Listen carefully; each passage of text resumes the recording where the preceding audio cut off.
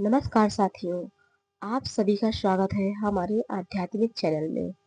आज हम सुनेंगे तुलसी विवाह की पावन कथा, जो हमें सिखाती है सच्ची भक्ति और प्रेम कभी व्यर्थ नहीं जाते। कार्तिक महीने की यह कथा घर में शुभता, शांति और सुख समृद्धि का वरदान लेकर आती है। तुलसी विवाह का महत्व। कार्तिक शुक्ल एकादशी के दिन भगवान विष्णु अपने चतुर्मास के दिन निद्रा से जागते हैं। इस दिन तुलसी जी का विवाह शालिग्राम भगवान से कराया जाता है। इस दिन से शुभ मांगलिक कार्यों की शुरुआत होती है। घर में तुलसी विवाह करने से घर में लक्ष्मी का वास होता है, दाम्पत्य में प्रेम बढ़ता है और संतान सुख प्राप्त होता है और परिवार में शांति बनी रहती है। दोस्तों, यह कथा इस प्रकार है। बहुत समय पहले धर्मध्वज नाम के राजा के घर एक अत्यंत सुंदर और तेजस्वी पुत्री ने जन्म लिया, जिसका नाम रखा गया वृंदा। वृंदा जन्म से ही भगवान विष्णु की महान भक्त थी। वह तप करती और प्रभु को सदा हृदय में बसाती। जब वृंदा युवा हुई तो उसका विवाह शुरू के साथ जालंधर से हुआ। जालंधर पराक्रमी था, साहसी था, लेकिन वृंदा की भक्ति और सतीत्व ही उसका सबसे बड़ा कवच था। इसी सतत शक्ति के कारण देवता भी उसे हरा नहीं पा रहे थे। देवताओं की विनती क्या है, जानते हैं। एक दिन देवताओं ने भगवान विष्णु से प्रार्थना की, हे प्रभु, जब तक वृंदा का सतीत्व अखंड है, जालंधर को कोई पराजित नहीं कर सकता। हमारी सहायता करें। भगवान विष्णु सच्चे धर्म के रक्षक हैं।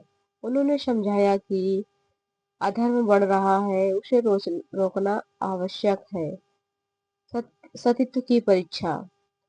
सतीत्व की परीक्षा हुई वृंदा की। जालंधर युद्ध पर था। वृंदा तपस्या में लीन थी और पति की कुशलता की मनोकामना कर रही थी। तभी भगवान विष्णु ने जालंधर का रूप धारण किया और वृंदा के समक्ष प्रकट हुए। वृंदा ने उन्हें अपने पति समझकर उनका स्वागत किया। जैसे ही उन्होंने उनके चरण स्पर्श किए, उसका सतीत्व भंग हो गया। उसी क्षण युद्ध भूमि में जालंधर मारा गया। अब क्या होता है, आइए देखते हैं। वृंदा का क्रोध और श्राप। जब वृंदा को सत्य का ज्ञान हुआ, उसकी आंखों से अश्रु बहने लगे, स्वर भर गया और हे विष्णु, अपने धर्म की रक्षा के लिए अधर्म किया। मैं आपको श्राप देती हूँ, आप शिला बनकर वहीं पड़े रहेंगे। वृंदा का शरीर अग्नि में विलीन हो गया। उनकी भक्ति, तप और प्रेम ने प्रकृति को हिला दिया। अब तुलसी का प्राकट्य और विवाह। भगवान विष्णु शांत स्वर में वृंदा से बोले कि हे देवी, आपका सतीत्व अचल है। आपकी भक्ति ने स्वयं मुझे मोहित किया है। आपको यह देह रूपांतरित होकर संसार में तुलसी नाम से पूजित होगा और जहाँ मेरी पूजा होगी, वहीं अनिवार्य रूप से साथ होंगी।